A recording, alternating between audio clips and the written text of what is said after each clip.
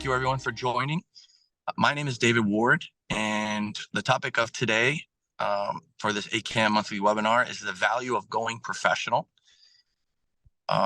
Basically, we'll be talking about upgrading and the concept of upgrading your community from self-managed to professionally managed. So we're just going to give a brief introduction. For the panelists today, we have Lisa Magill. She's an attorney with Kaye, Rembaum.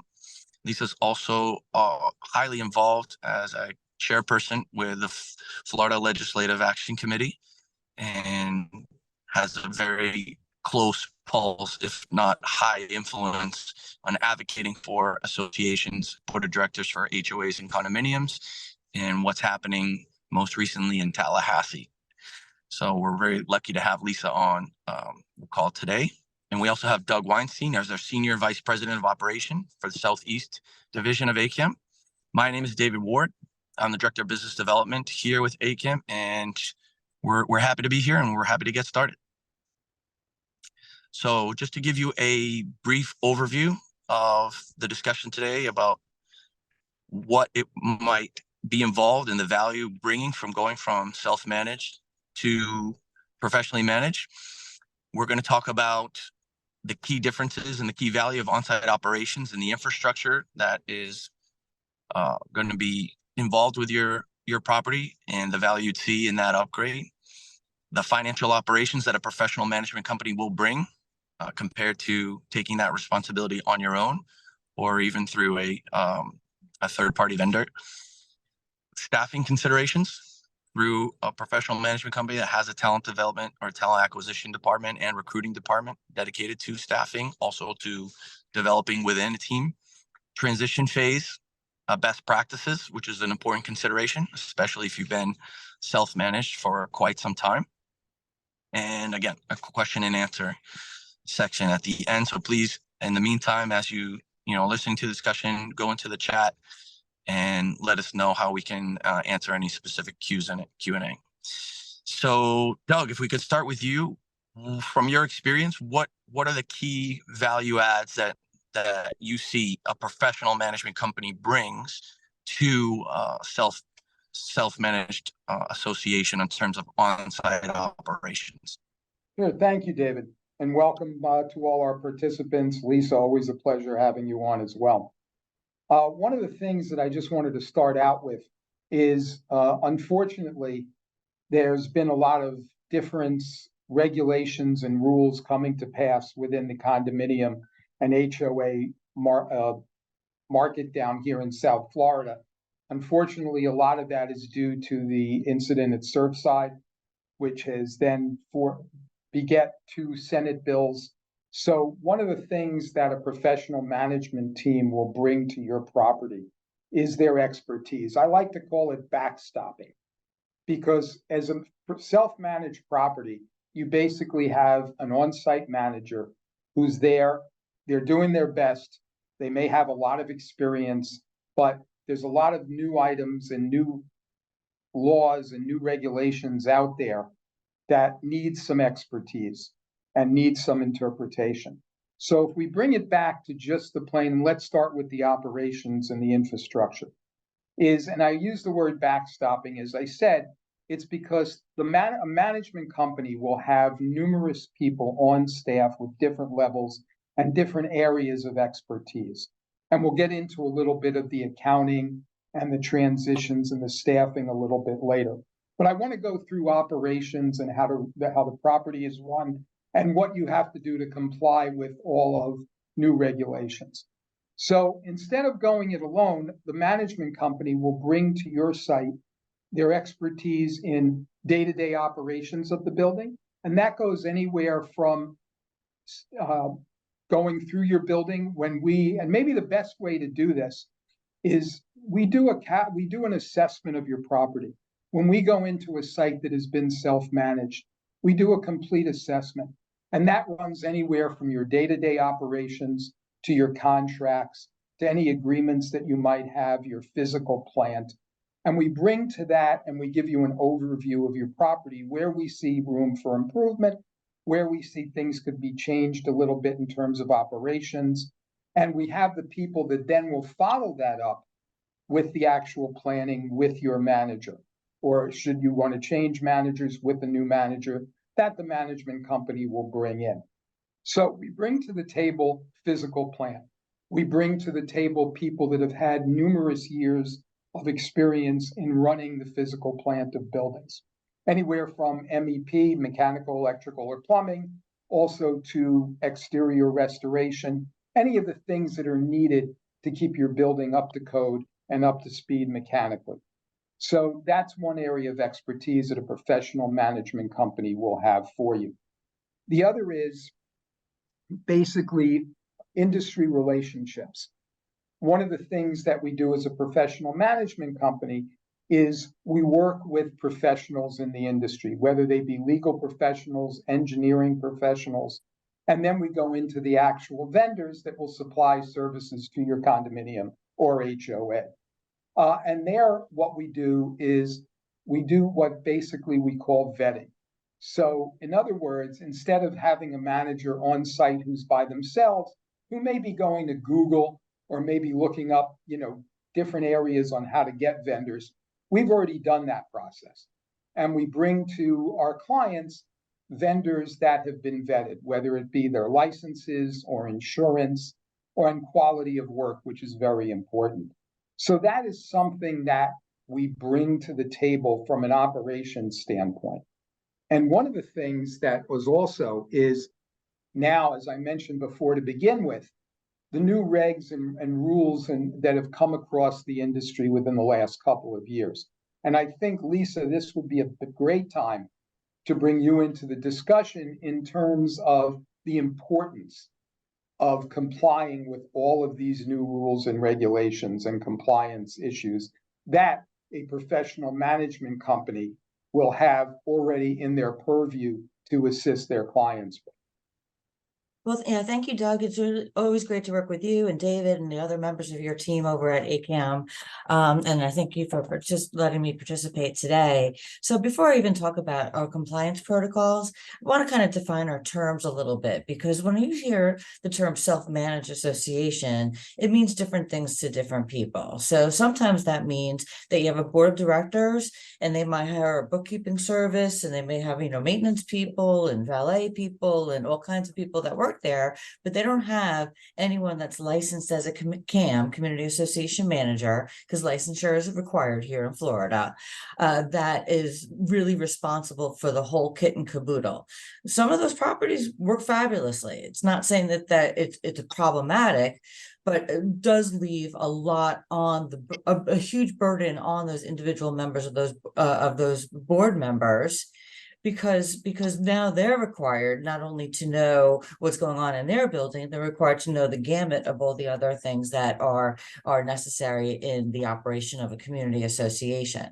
But sometimes I hear the word self-managed, and they mean that the association, meaning the board of directors, hired a CAM, Community Association Manager, and they may have other staff as well, but that CAM is not associated with a management company. So the CAM is a standalone employee, or at least employee, and they're somewhat of an island on their own. So for today's purposes, there's really a distinction without a difference, because we're talking about what you may have now, which may be either you're running it all by yourself as members of the board of directors, and you have your volunteers, or you have a hired CAM and maybe hired employees, but that are not affiliated with the management company. So now we know what we're talking about.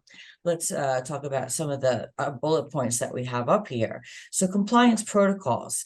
When you have management companies, particularly those that have offices throughout the state and in varied states, you'll see different eyes. You're going to have lots of different eyes and ears on whatever protocols are in place. So these protocols are vetted. They go through one level, they're put into action.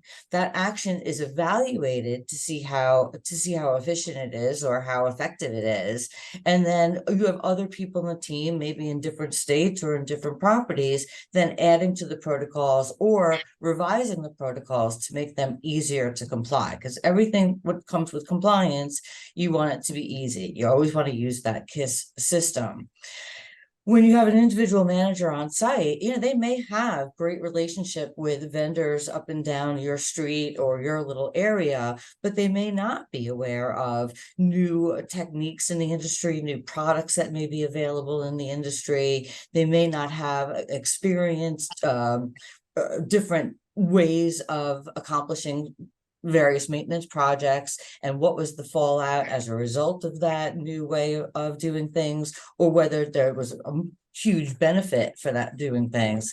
And we talk about these compliance protocols or comprehensive preventative maintenance. A lot of this stuff is to free up your actual CAM or your assistant manager that's on property so that they can spend the time with your residents and dealing with the vendors and dealing with the residents and making it a pleasurable place for them to live. So here are some just easy examples. When online voting or electronic voting became available in Florida, we had all these different vendors. Some of them were in different states, some of them were brand new startup companies that came into the industry. And how do you know? Well, how does this one work? How does that one work? How does this one work? Well, my experience with several of the management companies is that they had individuals basically assigned to do demos with the various vendors and then get together and discuss what they liked or what they didn't like about it. And that way they were in a position to be able to recommend to their clients, here's what we liked about it, here's what we didn't like about it, without having to have the full staff, every CAM at every building, go through this exercise. And the same can be true when it comes to other types of huge maintenance projects. I mean, or installation of electric vehicle charging stations. That's a very big issue right now that it'd be nice to have some expertise with, so that you can speak to another person in the industry that did it in their building, and then you can speak to somebody else at your next manager's meeting and find out how they did it in their building. And then as far as the vendors themselves, CAMs in the industry, they talk to each other. And in most management companies, including this one, there's a monthly meeting where the senior level of the team goes over operational issues, but that's the chance for those managers to communicate with each other about what issues they're facing in their buildings, what issues they're facing with their board members, and what are the best practices of how to handle those particular problems. One of the things, Lisa, just to, pardon me, to build on that you just mentioned is the level of support that a professional management firm will give to their people in the field. And that's not only just for CAMs as managers, it also is for maintenance people and janitorial, runs front desk, runs the whole gamut. So instead of, a lone person sitting at their building trying to get work with training and schedules and everything such as that, preventative maintenance, we have people on our management team that will assist that CAM with that. And one of the important things is that what you do is what you follow. And it's a lot easier when you set things up if you have a group of people behind you that are always available. As a professional management team, typically the setup for it would be you have your on-site personnel. Over them would be what is typically called regional directors, which they are assigned to a number of buildings, and that they oversee the CAM and they oversee the on-site staff. And then above them, you have another layer, which is typically vice presidents of management, directors of management, directors of operation, VPs, that type of thing. So there's a whole level that our clients are able to get knowledge bases from. I think that's very important. And in a management company, the people that are giving the educational to the CAMs run anywhere, as Lisa said, from best practices to operational items, things such as people coming in to talk about hurricane preparedness, people coming in to talk about all of the new regulations with the Searses and the milestones. So I think, Lisa, you brought up a number of good points where, and again, I use the word backstopping, is that we have our CAMs back. We have the expertise to assist them. They can call our staff anytime, day or night, as with most management companies, and they can get that advice. They can get that basically whatever they want answered, and not have to really go it on their selves. It's a lot of things that have changed in this industry, and there's a lot of knowledge that goes with managing a building day to day. And it is always good to have that expertise available to your on-site team, which I think is probably one of the most important things we can impart in this discussion. And let's make this clear too. I mean, you hire management to effectuate the goals of the and the ideals of the board of directors and of the constituents, your owners, for the property, for for the residential field. The buck always stops with the board. So the board is always on the hook for compliance. The board is always on the hook if if a vendor walks away with your money or doesn't perform the job, or however whatever situation you may face. And of course, as a board, you're going to have different industry professionals helping you. You're going to have your accounting or your CPA team. You're going to have legal for legal purposes. You're going to have your management team. You're going to have your engineering team and the like. So those industries working together will give you the best bang for your buck. But what we talk about when we talk about protocols, or even emergency preparedness plans, we want to say you want to have someone that's already tested the system, or that's already gone through some of those experiences, and that can tell you the good, the bad, and the ugly about what you're trying to accomplish, whether you're going to be able to accomplish it, what went right, what went wrong, and to enhance it for you, for your staff, and for your board, to make your board lives a little bit easier, to give you the information that you need as board members to make decisions. And if and with that backing behind them, you can ask people with experience. So if you're going to embark upon a brand new project and your CAM goes and speaks to 5 other CAMs in the company, well, that doesn't preclude members of the board of directors from calling the regional director or setting up a meeting, telephone meeting, Zoom type meeting with one of the managers from one of the other buildings, just to see how it went over there. Those are access to those types of resources you wouldn't necessarily have. Now, again, it may work fabulously, and every single property is different. It's just that if you're thinking about that, your management is not as fulfilling, and it's not making it life easy for you as a board member, these are some options that you can think about. And here are some of the distinctions that we're able to identify when you're going through that decision-making process.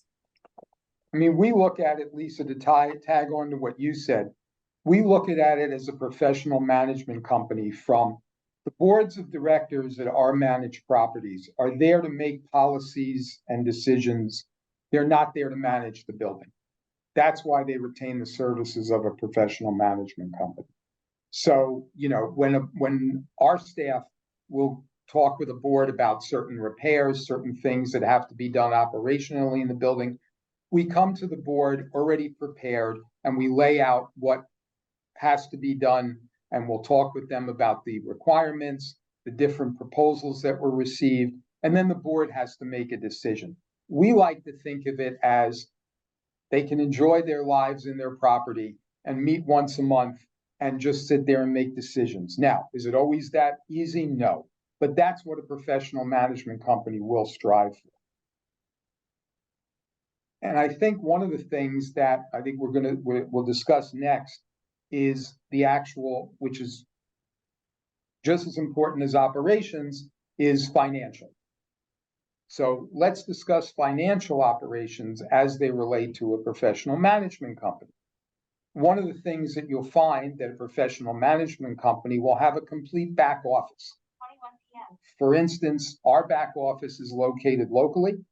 All of our financial operations are done out of South Florida for our Florida clients.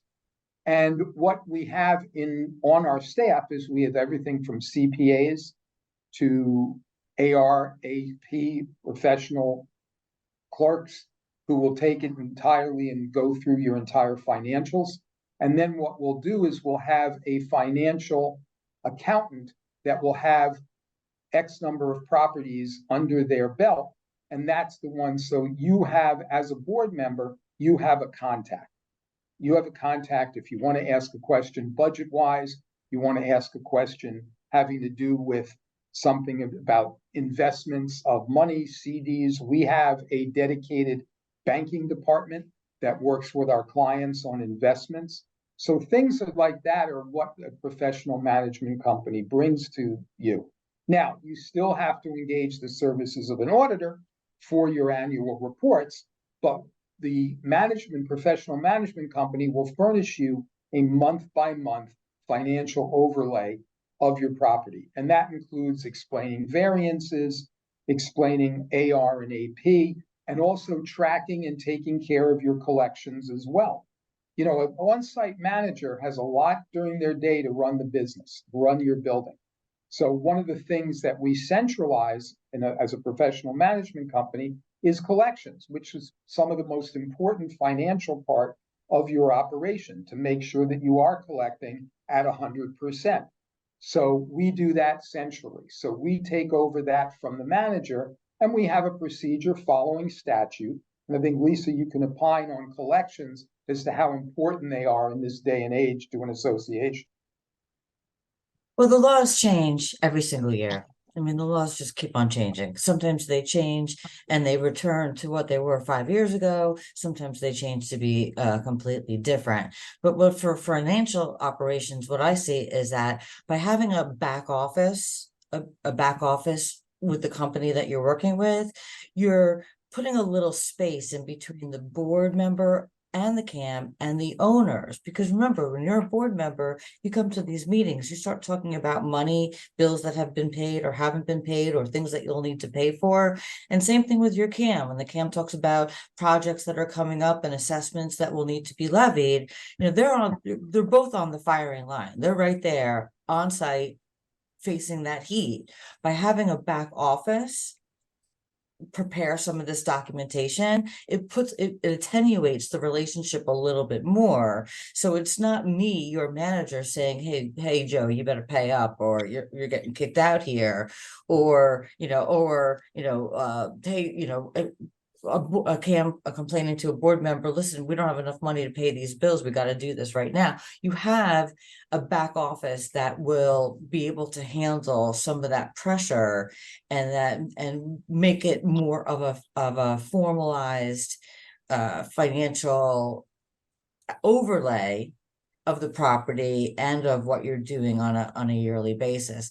We say, you say here, added transparency. Many management companies, the big management companies, have programs that enable you as an individual owner not only access to your account, but access in real time to what's going on with your finances, meaning like what bills have been paid, what bills have not been paid, what bills are in the AP right now, and what are your receivables? What are you looking at as far as how much money you have right then and there? It may not be 100% real time, but it puts the power in your hands as an individual owner. And again, that takes some of the burden on your in-office staff when you have owners that can go straight to a website or call a department and ask questions and get answers and find out information. Then you're taking some of the burden off of the staff that's right there in the office, and that's right on the CAM that has to bear responsibility for overseeing pretty much everything that's on the site.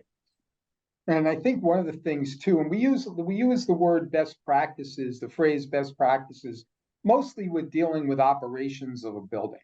It really also, there's best practices that enter into the financial operations of a building. And particularly now, where there's additional regulations, as in the Sears structural integrity reserve studies are going to have to be done by all condominium associations. And what we do is we assist our clients in the planning for that. So when we have a realm of clients of different types of buildings, different sizes of buildings, different budgets, but we have best practices as what we can recommend for a board to follow to comply with something like a Sears, as well as the plan for capital expenditures over and above Sears because we've done it. We've done it for years. We've assisted our clients with capital budgeting. So it's something that you can bring best practices into the financial operations. In addition, as I mentioned before, with money being what it is, one of the things that you want to be able to do is control your investments. As I said before, we as a professional management company have a complete banking department that assists our clients with investments, things such as CDs, such as that. So that's another thing that a professional management company will bring to the table that takes the guesswork, or that takes a CAM who may be sitting on site alone running the building. Oh, this CD expires tomorrow, that type of thing. That is tracked, centrally, so we're able to afford our clients that expertise. And Right, Lisa, you have those systems in place. So just like you talked about collections, so the law that's now relatively new requires the community association to send notice of a late assessment and have an affidavit of compliance, an affidavit showing that the notice of late assessment was furnished to the unit owner at their home, at the property that's governed by the association, and at their home if their home is somewhere other than the property that's governed by the association. So if you have that system in place universally for all of your clients, you'll know the people that are responsible for doing that. Well, number one, will already have a protocol. They'll already have the forms. I mean, you may want to have that vetted through your counsel just quickly to make sure that it's compliant. But they have that process so that they won't be sending information to the attorney for collections purposes prematurely or without all of the documentation that's necessary for the attorney to proceed with furnishing the owner with a notice of intent to lien, or going forward in that process as maybe appropriate under the circumstances. So, and we talk about a lot about the resources here. So Doug talks about that they have an in-house banking team. Well, that's fabulous for tracking when all of your CDs are coming due. And they may have people that are very well versed in investments and what products are available, what products they can offer, and who, what other lenders or what other financial institutions are offering products. That doesn't preclude you from dealing with outside experts. It just gives you another voice. It gives you the backstop of knowing that someone's on it. So you're going to get a notice in a timely manner so that you have time to make a decision if you need to make some decisions. And number two, it's another voice that you can hear from when evaluating what is right for your association as a board member. And I think, Lisa, one of the things that we haven't mentioned that I'd like to bring up during the financial discussion, because it weighs so heavily on that, is insurance. The market is crazy in South Florida, as we all know. Boards are facing incredible decisions having to do with both placing a policy and the amount of limits and things such as that. And so a professional management company will bring to you, again, best practices. What are other buildings doing? And we classify as buildings as we classify older buildings, newer buildings. What is going on with them? What are other clients doing insurance-wise? What is the insurance market? We have relationships with all of the major brokers out there. And so we can bring in, expertise in any area, from not just premiums, but also coverage. And that's one of the things that a professional management company will do. They will go over your insurance. They will go over with you what the limits are, what's covered, what's not covered. So in this day and age of both, skyrocketing premiums, and also what we also want to bring in, which ties into the whole operations milieu, is that maintaining your building, which is part of operations and which is part of our professional management company's backstopping, is so important now. I mean, years ago, you just get an insurance renewal, and Lisa, I'm sure you see this with your clients, is now carriers are coming forth and demanding all sorts of increased information about a building. They're looking at physical plant, they're looking at age of roof, they're looking at when was the last time concrete restoration was done on the building. So they're looking all along this, because in every insurance policy, there's a clause that says failure to maintain. And in this day and age, with carriers who don't want to pay out losses anyway, they're looking for ways to deny claims. So a professional management company, as it takes you through both the operations, the legal, the financial, it also assists in getting your building to a state where you now can have potentially other opportunities in the insurance market. I think you've been seeing that as well, Lisa. Well, if you can, if you have a solution for what's going on in insurance, then you know, more power to you. But I don't see an issue with that at this point. And of course, your manager or management company is not a substitute for your professional insurance advisor. So, but when it comes to what are the deadlines, you know, what type of paperwork do you have to do in order to make sure that you're in compliance with all the company requirements? What about risk mitigation? So I've heard very, very recently from insurance agents, you know, and managers just kind of chewing the fat a little bit that, hey, if they had just done A, B, and C before the inspector came to look at the roof, they would have passed with flying colors and not been in a position of having to replace their roof by December or January. So having those relationships, knowing about some of that risk mitigation, you know, basically just the breadth of experience that you get by having people from various buildings. Now, of course, your on-site manager may have all of those relationships and have resources that are outside the association themselves. But really being involved in what's going on with the industry itself, what new products are coming out from the industry, from the insurance industry, what types of claims are being the most prevalent, how can you protect yourself against getting some of those claims? You know, like maybe new signage at the pool is all you need to protect yourself from one particular type of claim. So, and that would be something that you may learn because one property manager at one property within your in your company had that experience, and they said, oh, well, if you had a sign there, it wouldn't have, you know, your premium would have been 10% less. Well, now they can tell everybody else in the company, listen, you got to get a sign there because when you go for renewal, it's going to impact your premium. That type of relationship, that type of resource building internally can be very helpful for board members to you know, just take the load off their back. Absolutely. Insurance is very complicated. We can't really resolve insurance issues or talk about all the exclusions. And you can't expect, and I want to impart this to everybody that's listening, you can't expect your manager to be the giver of all things. So you do expect them to have knowledge in, you know, financial operations, bookkeeping operations, banking and banking regulations, even to a certain extent, and loans. But they're not your CPA, they're not your financial advisor. They're not going to be, and the same thing with insurance. They have to know what types of insurance are required, what types of insurance are good or beneficial to have, what types of insurance are sold that you've never ever used and have found to be of no benefit whatsoever.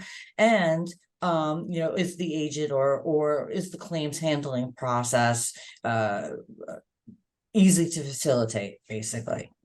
And that's what you're looking for from a management team. And you may have different people on that management team that concentrate in insurance, and different people, and you do have different people that concentrate on financial operations, obviously, but you may even break it down when it comes to physical plant, people that are experts with dealing with seawalls, people that are expert in dealing with like elevator issues, people are experts and they've gone through 15 roof projects in the last 15 years. So that breadth of experience and being able to work against each other or off each other is one of the benefits that I see with community associations when they have that full service behind them. I think that's a key, and that's I mean I sound like a broken record, but I love to use the word backstopping, which is exactly that process. One of the things that we haven't talked about, which is also a big thing with condominiums and HOA associations, is staffing.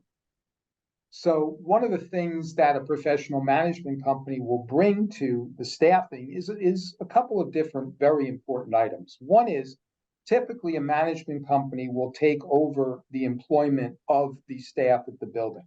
Now, I'm not talking about if a condominium or an HOA outsources, let's say they outsource security or they outsource janitorial or valet or anything such as that.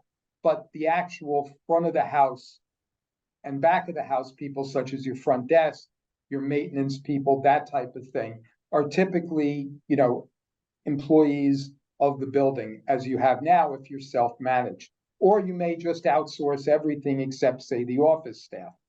But one of the benefits for a full-service management company is that we would come in and we would take the realm of as employer. So what does that do? That takes the liability off the association for a number of different things. It takes it over for all of the bookkeeping responsibilities we're having to do with administering payroll. You may have a self-managed building may be going and using an outside payroll service to do their payroll. So this is something that a professional management company will take and is included within their realm of services. Also, the liability, the liability of having employees. That is something that an association may not want to continue doing, or it may be beneficial to not have that liability, having to deal with workman's comp claims, having to deal with notice requirements with employees and staff. So all of that is taken over by a professional management company. And one of the most important parts is what we call talent acquisition. So in other words, if a front desk person decides they want to move on, or you're replacing a front desk person, a talent acquisition department within your professional management company already has what we happen to term it as a task force of people that we keep available for, and we can fill positions as needed. And they've already been vetted. They've already been gone through all the employment screening that need to be, and that we can put them into different buildings, again, depending upon location and things such as that, instead of, as a self-managed community, the manager, the CAM, has to do all of that themselves. They have to go out, they have to interview, they have to hire, they have to go through all of that paperwork, which basically increases the liability on the association. So as a professional management company, we take all of that over. And again, one of the things is we also are very big into training. And this goes everywhere from front staff to front of house staff to janitorial to maintenance. We do a whole series of hospitality training within our staffs. And it's hospitality not just for the front desk, but it's hospitality for your management office personnel and your back of the house personnel. So this is something, again, a professional management company offers that just having a CAM on site would not. So I think it's very important. And Lisa, you may want to just talk a little bit about, staffing in terms of liability and employment liability, if you could. Well, I don't want people to get the impression that they're completely off the hook, because there is what's called the notion of a joint employer. So again, as you are the employer, even though the management company really is the employer and it's going through the management company's books and records. So I'm not encouraging anyone out there to engage in any hostile environment type, engage in any activity that could be considered a hostile environment or otherwise violate any labor or workplace kind of laws. But think about what I see in some of the communities that are self-managed, regardless of whether they have an on-site CAM or whether the board is doing it themselves. And there really aren't clear delineations of authority, nor are there sometimes job descriptions for some of the staff members. And what you see over a long period of time, especially if you've had consistent staff over a period of time, is that the staff members themselves are defining what their role is, as opposed to having someone from above looking at from a 30,000 point perspective and figuring out who's going to be best to perform what tasks in order for the efficient operation of the association and everything that needs to go on there. So for training, yes, of course, trainings it's very, very valuable when it comes to like computer programs or hospitality or any of the actual services or tasks that the employee is required to perform as part of that job, but also general industry training so that they're aware, as I said, of all those different products and services, and so that there is some type of a hierarchy so that you don't have staff members kind of creating their own jobs or making their own schedules, and which may be fine for 1 week, 2 weeks, 3 weeks, but in the grand scheme of things, there may be far more efficient to handle it differently. And you do want to have that structure in place so that you know that things are not going to slip through the cracks, number one, and there are checks and balances when it comes to what kind of activities are happening on property. Plus, you also have cross training so that if someone's out, you can have someone else fill into the position. Or when you're working with a company and you have a manager gets pregnant, has to take 2 months, 3 months off, or some other life circumstance, they have a pool of available personnel that they can easily kind of slip into those slots. The association, the board of directors, is still has some level of control over the hiring and firing, but those decisions are largely left to the company itself. Now, if there's an objection to somebody that's working on your property, they will, of course, a company will always work with you to make sure that you have the staff that meshes as well as with your members and with your other employees that can be as possible, to make it work efficiently, to make it work nicely, to keep people happy, to keep staff members happy. Because when your staff members are happy, then your residents will be happy. And this will take a lot of the turmoil off the shoulders of the members of the board of directors. Plus, also with staff interactions too. If you have to have the CAM responsible for basically navigating all the individual staff communications or staff potential conflicts, that can be very taxing, of course, on the CAM. It can be kind of upsetting when it comes to the atmosphere in the building.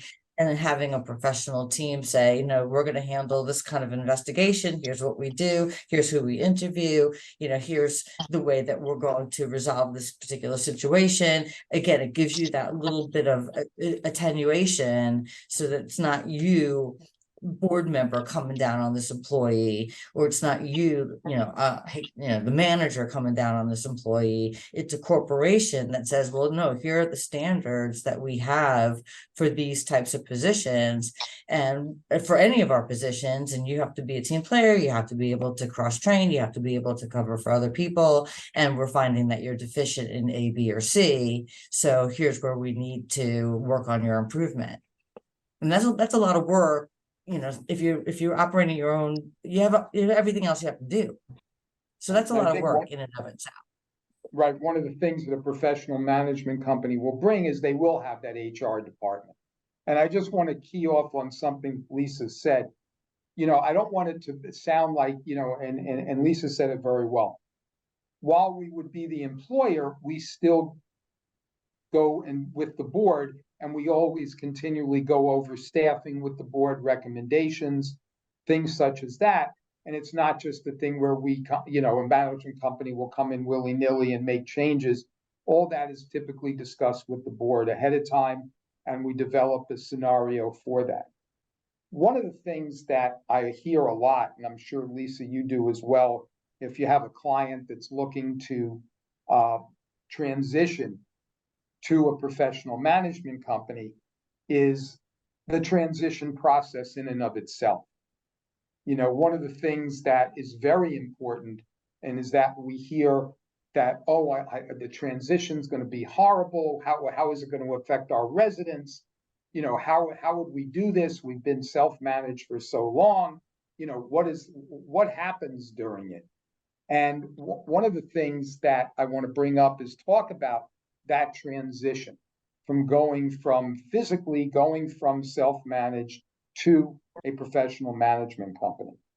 And I think one of the things that we have to go through is you want to look for a professional management company that has a very distinct transition protocol.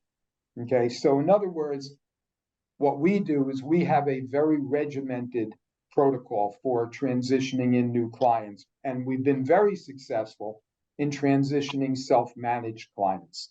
That's a lot. We've done a lot of that, and we have a whole protocol. It's a little bit of a different protocol than if you're transitioning from another management company.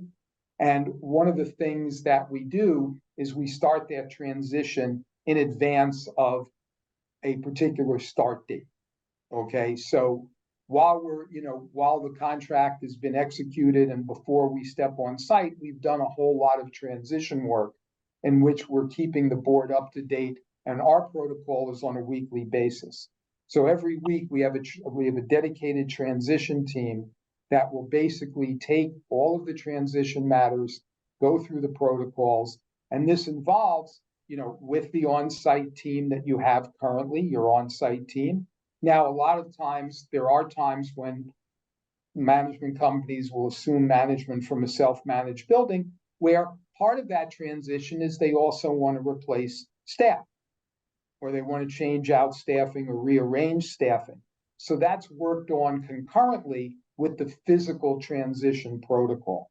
So everything from looking at your records, make sure all your records are in order, getting the records that a professional management company will need, particularly financial records, so that your property can be set up in that management company's system, so that it basically becomes seamless for your residents, so that the only thing that they may have to do, depending upon what type of payment systems you have, whether it be electronic payment, all of that is sent out, and we educate the residents on any changes that they would have to do. And what our practice is we have our staff come to your building and meet with your residents, and we usually do it in an evening, so that everybody's home, and we take them through the process of transitioning as a resident from self-managed to a professional management, having things such as signing up for automatic ACH payments, dealing with their bank in terms of switching potentially payment providers, that type of thing. So from that regard, we involve the residents in the transition as well. So I think one of those things, and Lisa, you can opine maybe in terms of what you see when your clients switch, is what they're looking for in transition. Well, okay, so we do have at least two, possibly three questions and comments from some of the participants today that are perfectly apropos to what you're just discussing. One of them was, does AKAM outsource any of the departments, i.e. security, maintenance, housekeeping, etc.? Now, remember, you, board member, the buck stops with you. You're driving this bus. So all of those decisions really rest with the board. You can trust your management team to give you a spreadsheet or a matrix that can show you what different companies are proposing and what their staffing will propose and what services they'll provide, and compare that to having an employee on site to perform some of those services, and whether or not you're going to need additional insurance if you have employees that perform those services, and whether those employees need any certain licenses. But at the end of the day, when it comes right down to it, whether or not you hire outside security or take them in-house with staff members, that really is up to the board, and where you have the management team is to help you make those decisions, just to give you the information that you need to be able to say, okay, this is the right thing for our community. But one of the issues that I do often see when you talk about a transition like this is when the new management comes in and they're either taking all of the existing staff or most of the existing staff, and there's a little bit of a learning curve that goes on there, because you have people that were used to things the way that they were, and you as board members, when people get used to things the way that they are, a lot of people don't like change. So there's ways to massage the type of changes that you want in order to make your team work most efficiently. But if employees have been able to get away with murder because they were the pet of one of the managers, or they were the pet of one of the former presidents, or what that type of scenario, it could be a little bit, there could be some hard feelings. And really, you kind of have to prepare yourselves for that and prepare your staff members for that, because, even though this is your home for most of you, this is their job. And even though their job is in your home and it creates a little bit of a different relationship, you still have to think about it as people that are performing services. And if those services aren't being performed, then you're going to have to hire somebody else to do it, or you're hiring staff to make up for things that other staff members won't do, or, people don't want to be cross-trained because they never had to do that before. So there's a little bit of a learning curve, and it really takes a lot for the team building process to take place on site and with the members, with the owners, because the owners, you live with these people, and if you see them every single day, you have nice relationships with them, you want them to maintain their position at your condominium, but you also want to make sure that it's operating efficiently.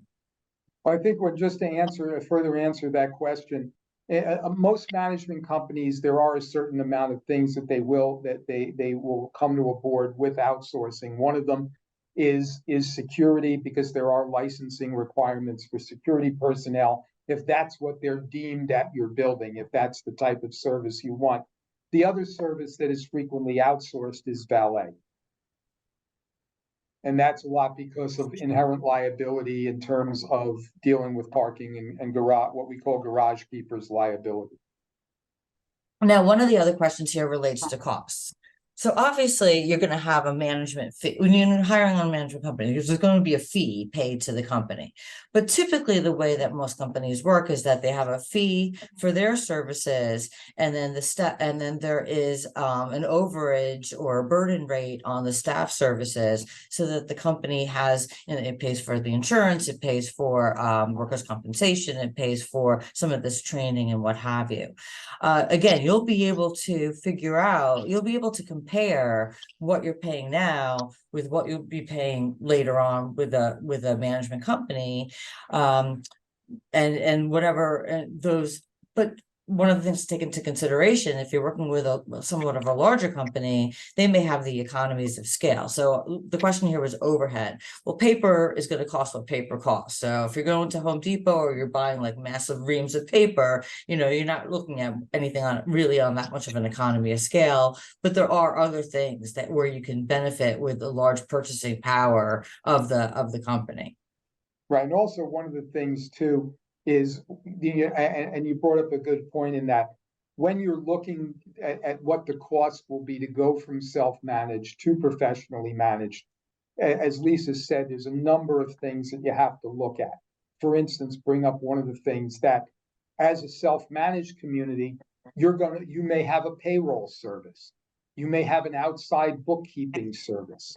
So all of that expenses are now included in a professional management company's fees.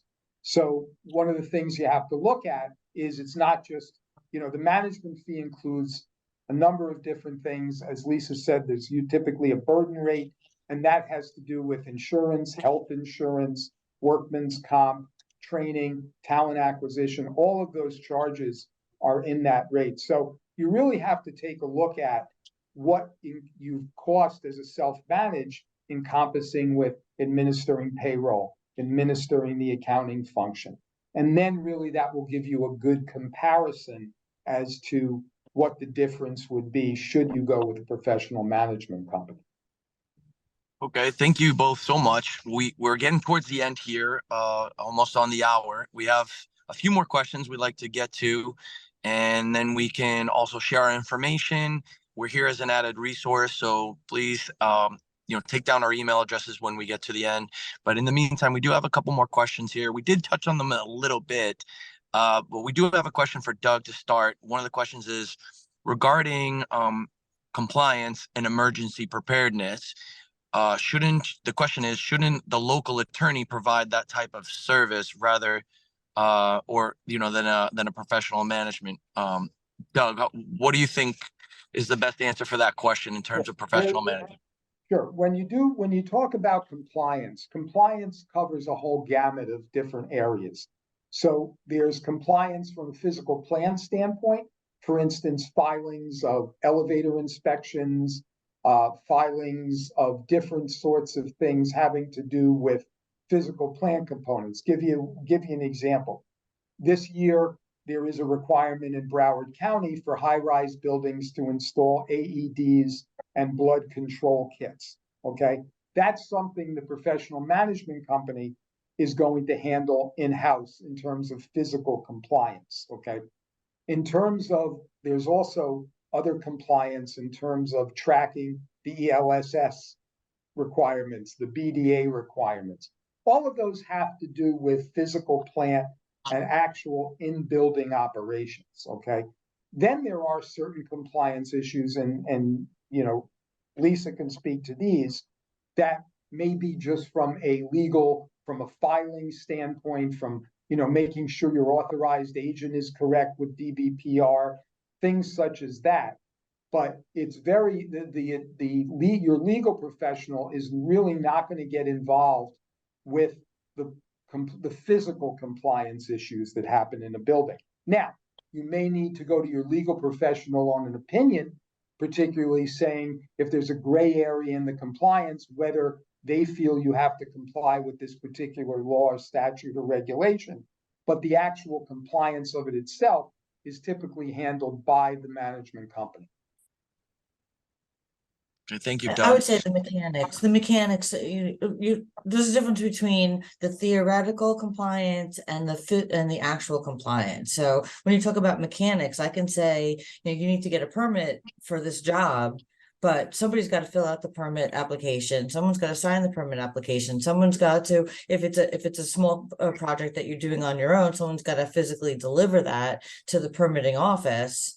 Someone's got to meet with the contractor. So again, there's two sides of it. So I can tell you what the process is to comply with your permit conditions, or what the process is to comply with proper payments under 713, the construction lien laws.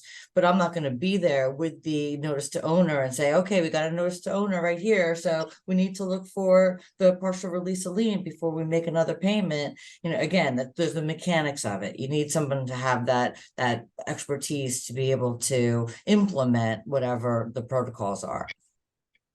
Great. Thank you, Lisa. Thank you, Doug. Well, quickly, I just want to jump on one of the last questions we have here.